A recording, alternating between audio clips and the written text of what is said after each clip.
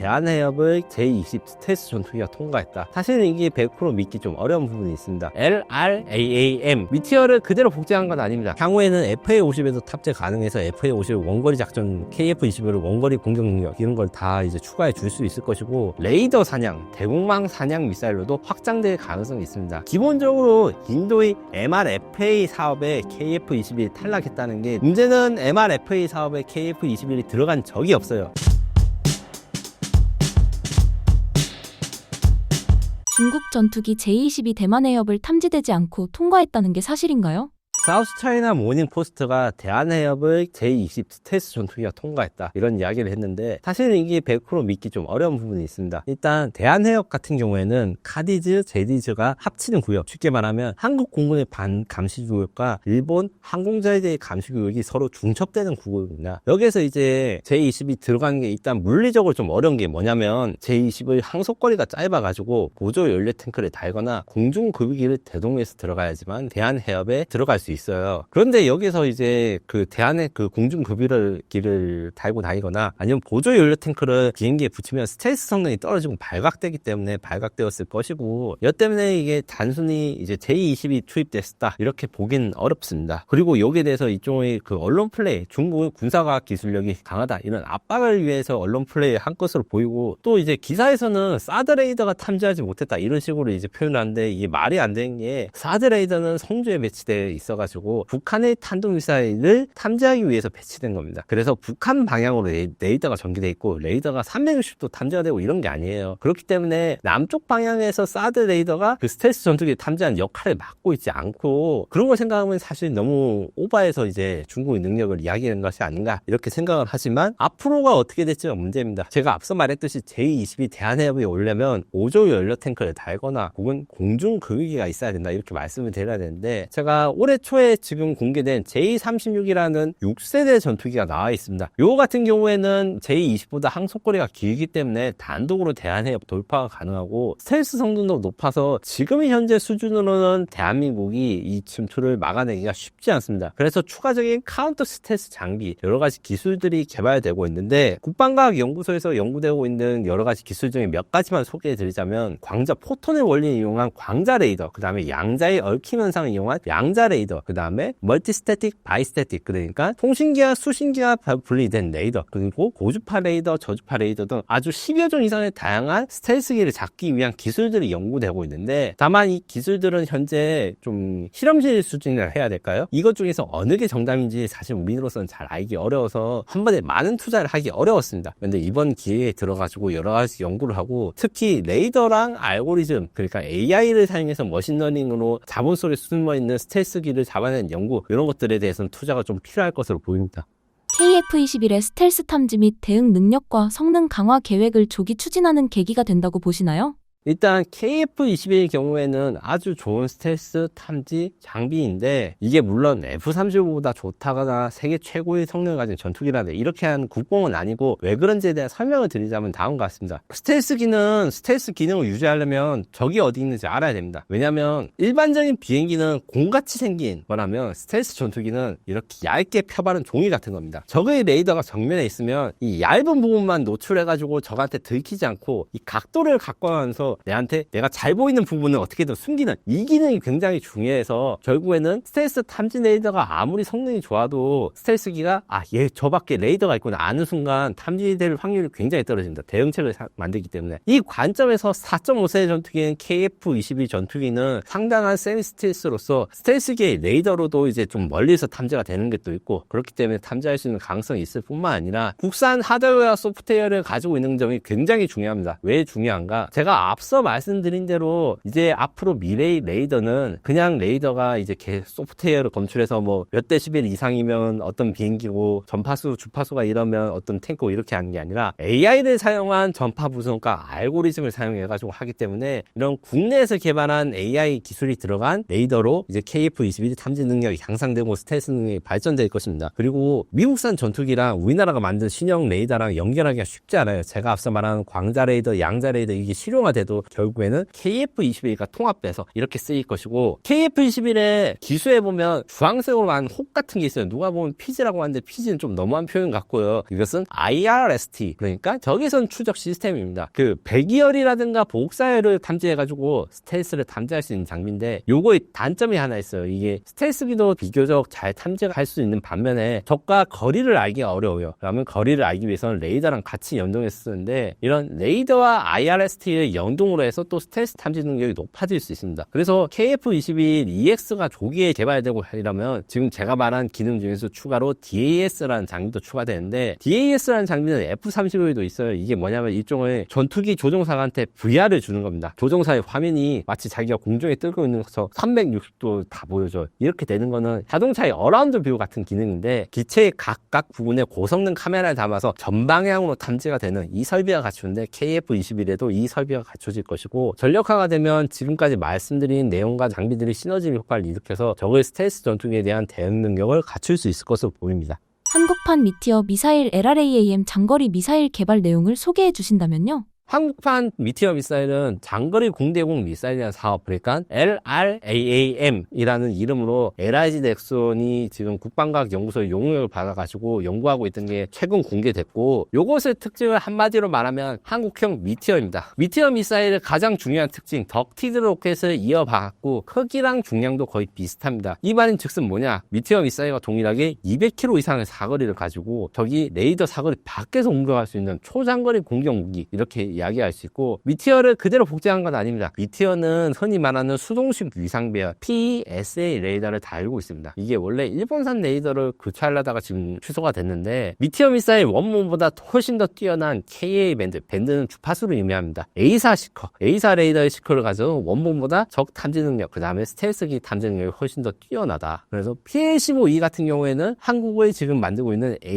LRAAM처럼 A사 레이더 시커를 가지고 있어서 탐지 능력은 비슷한데, PL-15E는 2단 펄스 로켓이라는 걸 사용합니다. 이 같은 경우에는 한 번 쏘다가 쉬었다가 한 번 쏘는 이런 걸로 해서 사거리를 늘리는 건데, 덕티드 로켓은 연소 시간이 기존 로켓이나 2단 다단 펄스 로켓보다 훨씬 더 길기 때문에 더 먼 거리의 적을 발견할 수 있을 뿐만 아니라 NEG라는 개념이 있는데 여기에 훨씬 늘어납니다. NEG가 뭐냐? No Escape Zone입니다. 그래서 전투기는 아무리 용을 써도 중력 가속도의 9배 이상을 견딜 수가 없습니다. 즉 미사일이 중력 가속도의 9배 이상으로 기동할 수 있으면 아무리 전투기가 회피 기동을 해도 탑건처럼 막 피하고 이럴 수 없다는 건데, 이게 구역이 있어요. 왜냐하면 멀리 갈수록 비행기 그 미사일의 에너지가 떨어지니까 회피 불능 구역이 중국산 PL-15 대비 훨씬 넓을 것이다, 이렇게 있고, 개인적으로는 그래서 큰 기대를 가지고 있고 가격도 저렴할 거라 하는데, 이왕 만드는 김에 전자장비라든가 이런 부분이, 미티어 미사일은 1990년대부터 연구돼서 2000년대 초반부터 이제 발사가 된 거기 때문에 그동안에 전자기술의 발달이 굉장히 잘 되었거든요. 그래서 미티어 미사일보다 중량이라든가 이런 걸 좀 줄일 수 있지 않을까, 이런 것도 좀 기대하고 있습니다.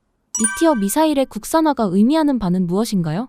일단 KF-21에 지금 미티어 미사일이 4개가 달린 걸로 지금 홍보가 되는데, 이게 한 발에 너무 비싸다 보니까 지금 대량 구매를 하긴 했지만 불안하고 대량 생산 기반이 필요한데, 일단 유럽은 아직 미티어 미사일을 앞으로 좀 오랫동안 쓸 것 같고, 그래서 가격이 비싸니까 이게 수입하기가 어려워요. 그렇다고 해가지고 우리가 AIM-120 D형 암람, 미국에서 이 D형 암람의 KF-21 수출 승인이 나지 않았습니다. 이 상황에서 LRAAM의 경우 국산화가 될 경우 우리 KF-21 무장뿐만 아니라 향후에는 FA-50에도 탑재 가능해서 FA-50 원거리 작전, KF-21 원거리 공격 능력, 이런 걸 다 이제 추가해 줄 수 있을 것이고, 그리고 국방과학기술연구소라든가 이런 논문이라는 걸 참고했을 때 이 LRAAM은 향후에는 이제 레이더 사냥, 대공망 사냥 미사일로도 확장될 가능성이 있습니다. 이 미사일과 초음속 대한 미사일이라는 게 있는데, 이런 것들 기술을 활용해가지고 적의 대공 레이더만 사용하는 미사일로 발전될 가능성이 있다. 그리고 요 같은 경우에는 튀르키예가 우리나라처럼 방위사업에 투자를 많이 해서 튀르키예도 덕티드 공대공 미사일, 그러니까 우리 LRAAM과 유사한 형식, 크기랑 무게도 비슷해요. 이런 걸 지금 만들겠다고 선언을 한 상태거든요. 우리가 더 빨리 더 좋은 걸 만들어서 국제시장에서 경쟁하지 않으면 뒤처질 수 있습니다. 빠른 투자가 필요합니다. 무장 개발이 10년 전 기술 복사 붙여넣기 기사 내용 소개와 앞으로 어떤 심각한 결과를 초래하게 되나요? 기본적으로 우리가 카피 페이스트에 너무 익숙한 거죠. 그러니까 K2 전차 같은 경우에는 개성적인 외모를 가지고 있지만 이거 만들 때 이스라엘, 영국, 일본 전 세계 각국의 전차 개발자들을 모여서 그들이 원하는 전차 디자인을 다 모은 다음에 그 장점만 따서 만들었습니다. 이런 게 한국 무기의 특징이고 장점인데, 문제는 무기 개발은 엄청 장기적으로 되기 때문에 우리가 벤치마킹 대상으로 삼는 건 이미 20년 전 기술, 10년 전 기술, 그래서 그대로 따라하면 선진국과의 기술 격차가 20년 이상 줄어들지 않는 거죠. 그래서 기술 격차를 따라잡으려면 우리가 선진국 무기들이 지금 현재 운용되는 것보다 한 단계 더 앞서 나간 걸 이제는 생각할 때가 되었다. 그래서 단거리 공대공 유도탄이라 해가지고 AIM-2000 미사일을 대체하는 게 있는데, 이 AIM-2000에는 데이터 링크가 없어서 우리 단거리 공대공 유도탄도 똑같이 데이터 링크가 없습니다. 그런데 데이터 링크가 있어야지 이 유도탄이 은밀하게 적을 원거리에서 공격하는 이런 게 가능하거든요. 왜냐하면 레이더를 사용하지 않는 것이 이 단거리 공대공 유도탄이라서 전파를 발산하지 않기 때문에, 단거리 예전에는 이런 유도탄들을 근접전, 그러니까 적을 급하게 만났고 이게 갑자기 왜 나오지 할 때 쓰는 장비였다가 요새는 암살 무기, 그러니까 전파를 발산하지 않아서 아주 조용하게 적에게 다가가지고 독침을 날리는 용도, 이런 걸로 쓰려면 데이터 링크가 필요한데, 이 원본 무기가 이게 안 달려있다는 이유로 성능 개량으로 빠지고 이런 것들은 좀 제한돼야 되지 않을까 이렇게 생각하고, 장거리 공대공도 앞서 말했지만 기술이 패사 레이더를 사용한 거 A사로 바꾸는 게서 끝날 게 아니라 이제 거기서 경량화를 사용해가지고 더 많은 무기를 탑재하거나 아니면 더 멀리 갈 수 있게 하는 것이 필요합니다. 왜냐하면 장거리 공대공 미사일은 이제 한국 KF-21EX에 들어야 되는데, 제가 지금 사이즈를 체크해보고 하니까 KF-21이 크기가 작아가지고 공간이 빡빡해요. 이런 거에 대한 고려는 좀 있었으면 좋겠다 이런 생각을 들었고, 다행히도 이런 걱정거리가 옛날에 이런 것들에 대해서 현업 미사일 기술자나 개발자분들을 이야기하면 예산이 빠듯해서 어쩔 수가 없었다, 일정이 빠듯해서 어쩔 수가 없었다 했는데, 이 분위기가 바뀌어져 가고 있습니다. 무슨 말이냐면 최근에 방산주 상승 효과로 인해서 우리나라 방위산업 기업들이 자체 투자, 자체 연구가 지금 빠르게 진행되고 있어서, 이런 것들 같은 경우에는 미래적 컨셉 미사일들을 우리가 먼저 만들어서 제공할 수 있는 것들이 많이 기대가 되고, 특히 이 중에서도 LIG 넥슨이 만들겠다고 선언한 두 가지 자체 개발 미사일이 있어요. 하나는 250파운드 스텔스 미사일, 하나는 1000파운드 다목적 미사일인데, 250파운드 스텔스 미사일은 동체가 탄소 섬유로 만들어져 있어요. 그래서 저기 레이더의 발을 흡수를 합니다. 그런 식으로 되고, 이제 탄두를 교환하게 해가지고 정찰, 타격, 전자전으로 쓰일 수 있어서 이제 자체 연구가 진행 중이고, 1000파운드 같은 경우에는 지대지, 지대함, 그러니까 적의 지상 목표를 공격하거나 배를 공격하거나 이렇게 다목적으로 쓸 수 있는 모듈형 미사일, 한국형 JSM 미사일을 이제 만들겠다고 해가지고, 요 같은 경우에도 수출 전망이 밝은 세그먼트에 대해서 미리 업체가 선제적으로 R&D를 하게 되는 긍정적인 현상이 보이고 있습니다. 인도 전투기 사업에서 제외된 KF-21 이유는 무엇인가요? 이것도 참, 저도 유튜브에 출연하지만 유튜브와 매스미디어들이 좀 반성해야 될 해프닝이라고 생각해요. 이게 옛날에 유행어가 하나 있었죠. 그 사람이 누군지도 모르는데 그 사람 결혼식이 어떻게 갑니까? 기본적으로 인도의 MRFA 사업에 KF-21이 탈락했다는 게 내용의 요지인데, 문제는 MRFA 사업에 KF-21이 들어간 적이 없어요. 그런데 아미 레코레이션이라든가 일부 이제 외국 미디어 같은 경우에는 이분들 중에서는 좀 성실한 분도 있고 취재를 열심히 한 분도 있고 그냥 인터넷 기사 복사에다 붙이는 분들이 있는데, 그래도 인기가 좋은 분들이 계시거든요. 거기서 누가 KF-21이 인도 공군에 적당하지 않은 레딧에 스레드를 만든 거야, 이런 것들이 아주 진지하게 다뤄지고 이게 바이럴이 되니까 인도 공군한테 누가 정식으로 물어봤죠. 그리고 당연히 인도 공군한테 정식으로 물어보면 그게 후보에도 없다, 이런 답변을 가진 게 이번 해프닝입니다. 기본적으로 인도는 굉장히 자존심이 센 데다가 국산화 의지가 강한데, AMCA라는 전투기를 만들고 있어요. 이 AMCA라는 전투기는 KF-21 보라매랑 굉장히 비슷하게 생겼습니다만, 인도의 전투기 개발 사상이나 이런 것들은 항상 최고 스펙을 요구를 하고 개발이 완성이 안 되는 이런 특징이 있어서 KF-21보다 성능이 더 좋은 걸 그 사람들 주장으로 만들고 있어요. 그래서 굳이 KF-21을 살 생각이 없는데, F-35랑 su-57 유로파이터를 후보로 올린 MRFA 사업이 지금 파토 위기에 있습니다. 이게 뭔 말이냐면, MRFA 사업이란 건 원래 5세대 전투기를 인도가 독자하기만 하는 게 실패를 해서 이거 대체하려는 사업이라서, 그러면 F-35 아니면 su-57, 러시아나 미국 둘 중에 하나만 선택해야 되는데, F-35는 지금 트럼프랑 인도 관계가 굉장히 안 좋습니다. 자세한 내용은 인도의 관세 정책이라든가 이런 거 좀 검색하시면 지금 얼마나 상황이 안 좋은지 알 수 있을 거라서 인도의 F-35 수출이 안 될 것 같고, 러시아는 su-57을 인도에 수출을 할 수 있으나 일단 러시아랑 인도의 관계가 한번 깨진 적 있어요. 이 su-57이라는 전투기를 인도랑 러시아가 공동 개발한다 했다가 러시아가 거의 버리다시피 해가지고 인도가 배신을 당한 적이 있습니다. 그래서 믿을 수 없을 뿐만 만에 아직 개발이 완료 안 됐어요. 왜? 우크라이나 러시아 전쟁 때문에 무기 R&D 예산은 줄어들고 생산 예산만 늘어나서 완성을 못하는 거예요. 그러니까 야 KF-21이라도 들어오면 안 되라고 누가 아이디어 차원에서 물어나는 게 돌고 인터넷과 유튜브 세상을 돌아가지고 인도공군 공식 오피셜에 들어가면 인도공군 오피셜 그러니까 인도공군 관계자 입장에서 굉장히 기분 나쁘죠. 자기가 후보로 올리지도 않은 비행기가 사겠다고 하니까. 그래서 사실 카이한테도 안 좋은 일이고 여기 대해서 이제 참석도 안 하고 신청도 안 했는데 마치 떨어진 것처럼 이야기하는 것도 말도 안 되는 일인데 이런 해프닝이 앞으로는 좀 줄어들었으면 좋겠습니다. 다만 그것은 있어요. 인도가 자체 전투기를 개발하고 싶은 욕심은 많고 이런 거에 대해서 사실 잘 정리가 안 되는데 진짜 인도가 비행기를 만들고 싶으면 한국의 손을 벌려야 될 겁니다. K9 자주포도 이제 한국이 만들어가지고 지금 인도에서 생산되는 거에 굉장히 극찬을 받았는 것처럼 인도가 지금 KF-21보다 좋은 전투기를 만들겠다고 선언해놓고 개발이 지지부진하거든요. 인도 개발 사업들이 다 그렇습니다. 그들도 정신을 차리고 진짜 만들고 싶으면 한국한테 도와달라고 요청을 해야 되는 그런 상황이라고 생각합니다. 대한민국 국방력이 진짜 우위가 되려면을 주제로 작성한 기사 내용을 소개해 주신다면요?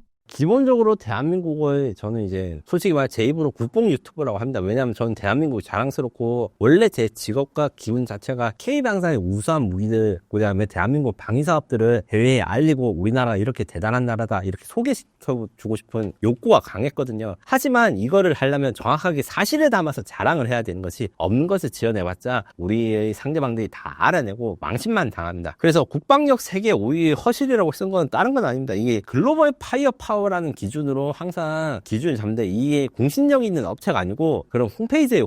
홈페이지에서 매년 내놨습니다. 이 글로벌 파이어 파워가 자료를 내놓기 전에는 CIA에서 세계 군사적 순위를 연표 형식으로 했는데 걔들과 다릅니다. 얘들은 무기 개수랑 병력 규모 그 다음에 GDP라든가 생산 수단 제조업 기술들로 해서 순위를 냈는데 핵무기 개수라든가 보유 여부를 순위에도 안 넣기 때문에 우리나라는 아무리 이제 재래식 무기가 좋아도 그냥 핵무기에서는 없는 것 때문에 한계가 분명하거든요. 여기에 대한 내용이 일단 반영이 안 되어 있고 장기전을 감안한 그러니까 이 나라가 전쟁이 났을 때 어떻게 경제가 버틸 것인가 우리나라는 경제가 좋으니까 그래서 5위까지 오게 되는 건데 이게 실제로 적용할 수 있는 논리인가 단기로 끝나면 어떻게 되는가 이런 것들이 좀 있어요. 그래서 진정한 군사적 강국이 되려면 우리나라가 필요한 것은 전략적 타격 능력이다. 전략적 타격 능력을 나누면 전략적이라는 거는 전술과 전략이 있어요. 전략이란 거는 상대방을 혹은 우리 국가의 운명과 행동을 바꿀 수 있는 것을 말합니다. 타격 능력은 적을 공격함으로써 그래서 전략적 타격 능력은 우리가 적을 대규모로 치명적이게 공격해서 적국의 운명을 결정지을 수 있는 전략적인 공격을 가능한가. 여기서 지금 현재 우리나라 핵보유국 이야기도 나오는 것도 사실이고 그게 필요하다고 생각하시는 분들 많은 걸 아는데 현실적으로 어렵습니다. 트럼프 정부가 돼서 이제 누군가는 핵무기에 대해서 좀 제한을 풀어줄 것이다 이런 기대도 있는데 이 기대가 깨진 것은 물론이고 트럼프 이전에 핵 확산 프로그램 우리가 배우고 싶었던 오커스라고 하는 호주랑 영국 그 다음에 미국의 원자력 잠수함 프로젝트도 지금 좌초가 됐거든요. 있는 것도 없어진 판에 뭐 트럼프한테 뭐 돈 1,000조 줄 테니까 뭐 전술핵을 주서 이게 안 먹힙니다. 그러면 어떻게 해야 되는가? 지금 현재 우리가 있는 기반과 내용, 기술을 쌓은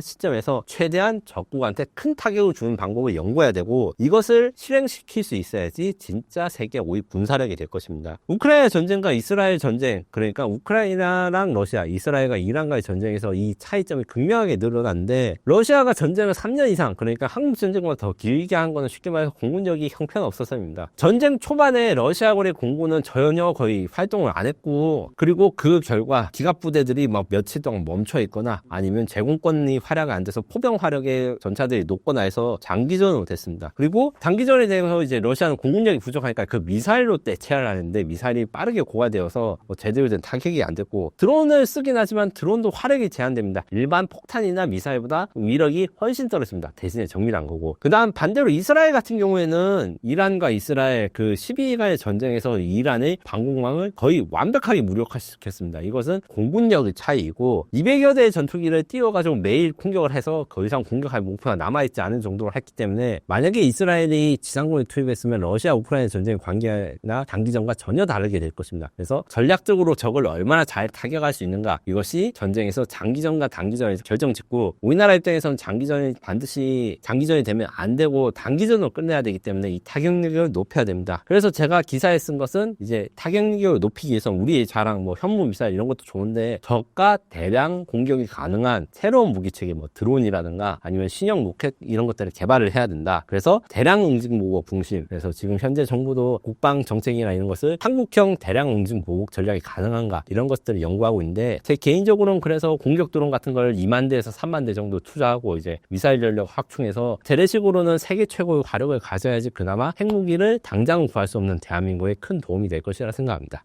최근 미국 최고의 국방 스타트업 안두릴은 왜 한국에 진출했나요? 안두릴 대표 팔머 럭키는 한국이 이번에 두 번째 방문이고 오면서 한국과 대만에 이제 안두릴 코리아, 안두릴 타이완을 설립했습니다. 아직 한국에는 안두릴 무기체계가 공식적으로 납품되어 있지 않았는데 대만에는 알투스라는 장거리 드론, 그러니까 배형 탄약을 판매해서 국내 결정을 6개월 만에 공급할 수 있었다 이렇게 자랑을 했고 한국에서 판매를 모색하고 있지만 이건 좀 장기적일 거고 한국은 사실 판매보다는 미래의 드론 무기고로 만들 수 있는 이런 가능성을 팔머 럭키가 봤다고 생각합니다. 현재는 이제 드론 탐지 레이더 일부만 이제 한국산에 사용하고 있는데 앞으로 한국에서 이미 이전에도 안두릴이 한국산 무기에 대해서 몇 가지 시험 평가라든가 아니면 실험을 좀 해봤던 걸로 알고 있고 한국의 방위 사업이 커지니까 안두릴 입장에서는 굉장히 매력적이죠. 왜냐하면 안두릴사의 컨셉은 저가 그 다음에 소프트웨어 기반으로 대량 생산해서 미국이 적국과의 물량 싸움에서 이기도록 우리가 지원을 해주겠다 이런 솔루션을 제안해서 큰 지지를 받고 있는데 이게 미국 혼자서는 안 되고 미국의 동맹국이 필요합니다. 미국 동맹국 중에서 이런 걸 잘 도와줄 수 있는 나라가 누구다? 대한민국이다. 그리고 안두릴은 개인적으로 팔머 럭키 사장이 대한민국에 대해서 얼마나 생산력이 중요한지 이걸 잘 알게 된 예시가 있는데 요거는 아마 다른 분들이 전혀 듣지 못한 새로운 이야기일 거예요. 팔머 럭키 안두릴 대표는 원래 오큘러스라고 하는 VR 게임기로 창업을 했습니다. 이 VR 게임기를 만들 때 여러 가지 문제가 있었는데요. 뭐냐면 디스플레이를 사람 눈에 가까이 붙여야지 VR 효과가 나는데 이 VR 게임을 만들 당시에는 디스플레이 해상도가 낮아서 이것을 해결하는데 굉장히 고민을 했습니다. 팔머 럭키가 이제 회고를 하기에는 자신들이 커스텀 메이드로 사람 눈에 닿는 디스플레이, 고정미 디스플레이 파는데 애플은 거절했고 오더메이드를 하려니까 너무 비싸서 잘 생각해 보다가 그때 당시에 한국의 갤럭시가 막 나오기 시작했고 갤럭시의 AM-OLED 유기화학 디스플레이를 만들기 시작했거든요. 그래서 휴대폰에 있는 디스플레이 그대로 사람 눈에 하면 이게 단가도 절감되고 되고 VR 효과가 극대화되겠다. 이것을 삼성전자랑 계약을 해서 따내는 데 성공해서 오큘러스를 완성하고 이게 지금의 팔머 럭키를 이루게 한 원동력이거든요. 거기서 이제 돈을 많이 벌어서 엑시트한 돈으로 안두릴을 설립했기 때문에 그래서 안두릴이 한국 시장에 가지는 의미 그 다음에 팔머 럭키가 생각하는 것은 생각하시는 것보다 훨씬 더 대단하고 중요합니다. 한국이 미국의 아스날이 된 겁니다. 아스날은 축구 구단이 아니고 무기고를 뜻하는 겁니다. 한국이 미국의 무기고가 된다. 이것은 나중에 이제 미국과의 협력 그 다음에 한미 방위 협상에서도 큰 의미로 작용하게 될 겁니다. 하나에어로스페이스와 미국의 제너럴 아토믹스의 협력 방안은 무엇인가요? 네, 일단 김동관 대표도 직접 이제 제너럴 아토믹스에 방문해가지고 서로한테 투자 약속을 한 바가 있고 한국형 모하비를 개발하겠다 이렇게 투자 MOU를 맺었는데 이게 단계별로 전략이 있습니다. 이 전략은 하나의 공식 입장이 아니고 제가 보기에 두 회사의 협력 수준에 대해서 세 단계로 발전할 수 있다 이것이니까 공식적인 발표가 아니니 혼동하지 마시기 바라고 1단계로서는 일단 한국 육군과 해군의 제너럴 아토믹스의 항공기를 개조한 한국형 모하비에 대한 이제 도입 이것을 하나가 공동 마케팅을 하겠다 이렇게 돼 있고 실제로 작년 말에 대한민국 상륙함 독도함에서 이 모하비 비행기가 이륙하는 시범을 해군 관계자한테 보여드렸고 해군 관계자가 이게 굉장히 감명을 받으셨다고 제가 들었어요. 그래서 차세대 한국형 무인 항공모함에 이 모하비를 탑재하겠다 이런 것들에 대해서 이제 모색을 하고 있고 2단계는 아시아 태평양이 지금 만들고 있는 한국형 모하비 그러니까 모하비라는 거 하는 단거리 수직 이착륙 드론은 아직 개발비가 필요하고 이 개발비에 대해서 하나가 일부 정도 투자를 해서 한국형 모델을 만들겠다고 이미 선언한 상태거든요. 근데 이게 한국형이 아니라 아시아 모델입니다. 제너럴 아토믹스의 공장 크기가 그렇게 생산력이 높지가 않아요. 이 제너럴 아토믹스 역시 하나의 생산 능력을 높게 보고 한국에서 이제 아시아 태평양을 진출할 수 있는 이 베이스로 삼겠다 이렇게 선언을 한 것이고 장기적으로는 제너럴 아토믹스가 지금 기대하고 있는 초거대 국방 사업이 있습니다. 뒤에서도 한번 설명하겠지만 CCA 사업이라 있는데 이 CCA 사업에 이제 하나 에어로스페이스랑 제너럴 아토믹스가 협력하면 두 가지가 있습니다. 첫 번째, 지금 현재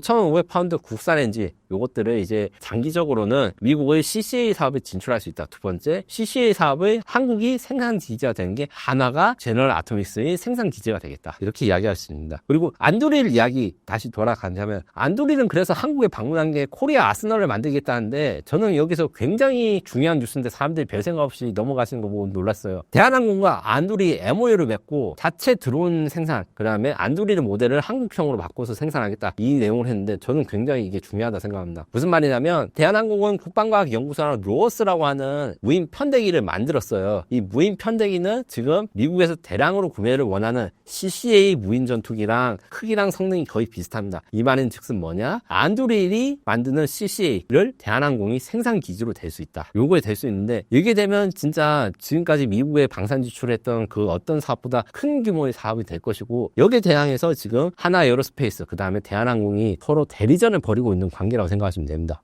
CCA 사업은 무엇이며 두 회사는 어떤 역할을 하나요? CCA 사업은 단순히 무인 전투기 사업으로 아시는데 쉽게 말하면 싸고 저렴한 무인 전투기 사업입니다. 무슨 말이냐? 미국은 이미 AI가 실용화되고 이렇게 대중화되기 되기 전부터 무인 전투기에 대한 고민을 계속해서 2000년대 초반에 X-45C, X-47B라는 무인 전투기를 만들었어요. 이 무인 전투기는 사람을 완전히 대체하도록 만들어져 있는데 다 프로젝트가 취소되었습니다. 왜냐? 사람을 완전히 대체하는 인공지능으로 만들다 보니까 그때 기술로는 지금처럼 뭐 딥마인드나 이런 게 있지도 않았고 그러니까 가격이 한 대에 2억 달러가 넘었어요. 그렇게 비싸면 사실 사람이 없는 이유가 없거든요. 그래서 한동안 무인기 이야기가 안 나오다가 이제 머신러닝이라든가 이런 AI 기술이 발달하니까 싸고 저렴하고 소모적인 무인기랑 사람이 같이 작전하는 것이 그 전투효율을 굉장히 높일 수 있고 그리고 여기에 인공지능 기능이 잘 들어갈 수 있을 것이다. 이렇게 생각해서 싸고 저렴하지만 인공지능을 장착한 전투기를 만들자. 이게 CCA 인크리먼트 1입니다. 인크리먼트 1에는 지금 앞서 말씀드린 안드릴을 YFQ-44 그 다음에 제너럴 아토믹스의 YFQ-42가 있는데 안드릴을 YFQ-44의 경우에는 성능이 다소 낮지만 대량 생산에 최적화되어 있어요. 이게 무게가 가볍고 크기가 작아가지고 무기를 내부에 장착하지 못하고 약간 항속거리나 이런 것도 부족하고 이런데 대신에 대량 생산이 가능하다. 이 점으로 지금 홍보를 하고 있고 가격 경쟁력이 엄청난 것으로 이야기되어 있습니다. 원래 무인기 전문회사였던 제너럴 아토믹스는 YFQ-42를 통해서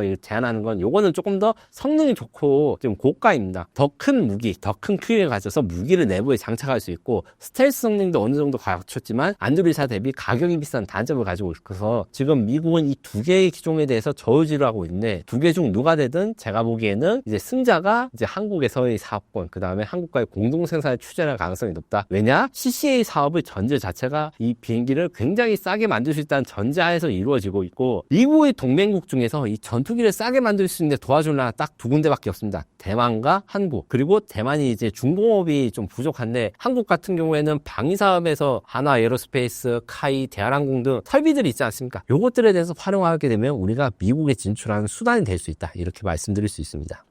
무인 편대기와 AI 개발에 나선 LIG 넥스1과 카이의 동향을 소개해 주신다면요? 사람들이 잘 이제 아시진 못하는데 LIG 넥슨이 드론 사업부가 생기고 난 다음에 큰 계약을 땄죠. 무슨 말이냐면 차기 4단급 무인기, 다목적 무인기라 해서 이 무인기 같은 경우에 현재 우리가 실용화되는 게 대대급 무인기, 4단급 무인기, 군단급 무인기, 중고도 무인기가 있습니다. 중고도 무인기라든가 군단급 무인기는 매우 크기 때문에 소요가 그렇게 많지 않은데 4단급 무인기는 소요가 많고 이게 소형이지만 모듈을 교환할 수 있어서 정찰, 전자전, 그 다음에 대지상 타격까지 가능한 이런 무인기인데 요거를 LIG 넥슨이 국방과학연구소랑 함께 연구하고 생산하게 됩니다. 이게 수출용으로도 굉장히 좋아요. 왜냐면 저가로 이제 만들 수 있는 무기 중에서 고급이고 세그먼트가 잘 팔리는 세그먼트거든요. 그러고 있고 카이 같은 경우에는 사람이 타는 유인기만 만들고 있다 이렇게 생각하실 수 있는데 AAP라고 하는 무인 항공기를 얼마 전에 롤아웃해서 곧 비행하는 게 공개가 될 건데 이것은 이 자체로도 KF-21을 무장으로 씁니다. 무장으로 쓴다고 하니까 달고 다니고 이런 것은 아닌데 KF-21이 공군기지에서 이륙하며 전방에 배치된 컨테이너에서 이 AAP가 로켓으로 발사됩니다. 그러면 AAP는 KF-21과 공동작전을 펼쳐서 KF-21 대신에 정찰을 하거나 아니면 적의 미끼가 되거나 아니면 직접 타격을 하거나 전자전 제머를 달릴 수 있어서 KF-21의 생존력을 굉장히 높일 수 있고 AAP 이외에도 세 가지 무인기를 카이가 만든다는 것이 얼마 전에 발표가 됐는데 첫 번째는 공중발사형 무인기입니다. 공중발사형 무인기는 생긴 건 미사일처럼 생겼지만 AI랑 그 다음에 재사용이 가능해가지고 이것을 말씀드렸듯이 앞서 말한 AAP 같은 경우에는 KF-21과 따로 작전을 해야 되는데 KF-21을 실려가지고 캐리어에서 인터셉터를 날리는 것처럼 이렇게 하는데 이렇게 이야기하면 또 모르시더라고요. 옛날에는 스타크래프트2에 우주항모라는 유닛이 있어가지고 거기에서 요격기를 스스로 만들고 이제 생산도 하는데 그것처럼 KF-21이 일종의 하늘의 항공모함이 돼서 드론을 탑재하면서 필요할 때 드론을 발사하면서 임무를 수행하는 이런 기능이 될 것이고 그 다음에 UCAB를 해가지고 대한항공이 로어스에 대적할 수 있는 5톤급 중량의 안에 내부 무장이 장착되어 있고 항공모함 장착 운용도 지금 연구를 하고 있는 무인전투기를 개발하고 있습니다. 국내 드론 산업이 낙후되었다는 지적에 대해 어떻게 생각하시나요? 지금 개발에 뛰어들고 있는 회사가 많고 이제 LIG 넥슨, 풍산, 하나 등 소형 드론 그러니까 사람이 들 수 있는 클래스 1 이하의 드론에 대해서 많이 도전을 하고 이것들이 우크라이나 전쟁에서 워낙 활약을 하니까 생산량이 많아질 거라 생각하고 도전하는데 여러 가지 한계가 있습니다. 기본적으로 솔직하게 말씀드려서 중국의 드론 기술은 이미 초월했다고 보면 돼요. 미국이 지금 중국산 드론을 사용하지 않기 위해서 블루 UAS라는 정책으로 DJI 드론 대신에 대체할 수 있는 드론들을 만들어서 미국 군대에다가 지금 보급하고 있는데 같은 성능의 DJI 드론 대비 가격이 4배에서 5배가 나옵니다. 우리도 사실 거기서 벗어나기 좀 어려워요. 그래서 요거를 중국이 너무 드론 기술이 발전된 건데 우리가 어떻게 극복할 것인지 고민이 필요하고 그러면 이제 중국산 부품을 그대로 쓰는 드론 이걸 군에 사용하기는 어렵죠. 왜냐하면 거기에 어떤 해킹 프로그램이라든가 아니면 보안 툴, 기밀 같은 걸 유출할 수 있는 우려가 있기 때문에 그렇다 해가지고 모든 드론 부품을 국산화하는 것도 어렵습니다. 지금 제가 확인하거나 취재를 할 때 드론의 핵심은 모터, 배터리 그 다음에 플라이트 컴퓨터인데 이게 세 개 다 국산화하기가 매우 쉽지가 않아요. 국산화하겠다고 한 업체들 나서도 정부 지원이 없으면 어렵고 그다가 중국산보다 가격이 비싼 거를 해결할 수 있는 방안이 제도적으로 필요합니다. 그리고 어떤 회사들은 이제 중국산 드론이나 이런 부품을 안 쓰겠다고 선언하고 들어왔는데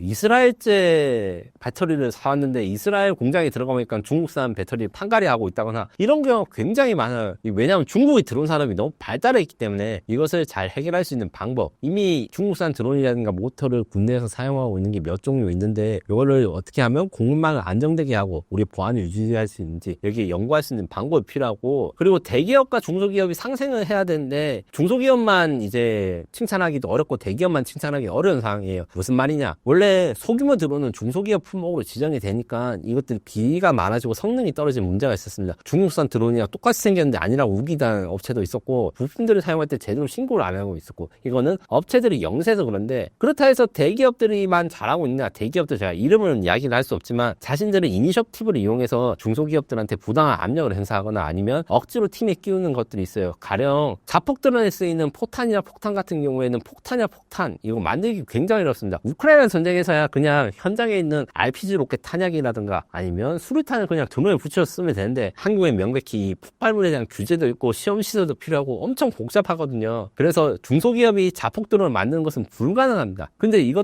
중소기업한테 이 자폭 드론을 제작할 기회를 열어주지 않으면 다양하고 창의적인 드론이나 이런 게 나오기 어렵고 생태계가 선택되기 어렵거든요. 일부 탄약을 생산하는 드론 기업들만 자폭 드론을 생산하게 되니까 여기에 대해서 제도적으로 그리고 기술 표준적으로 만들어서 특정 규격을 충족해주면 어디 탄두를 무조건 쓸 수 있다 이런 인증제도나 이런 걸 만들어서 저는 대한민국이 앞서 말한 대량 응징국이 되는 그러니까 수십 개 업체들이 우리나라가 북한이나 주변국에 대해서 충분히 위협적일 수 있는 공격 드론, 군사용 드론을 생산하는 나라가 되기를 바랍니다.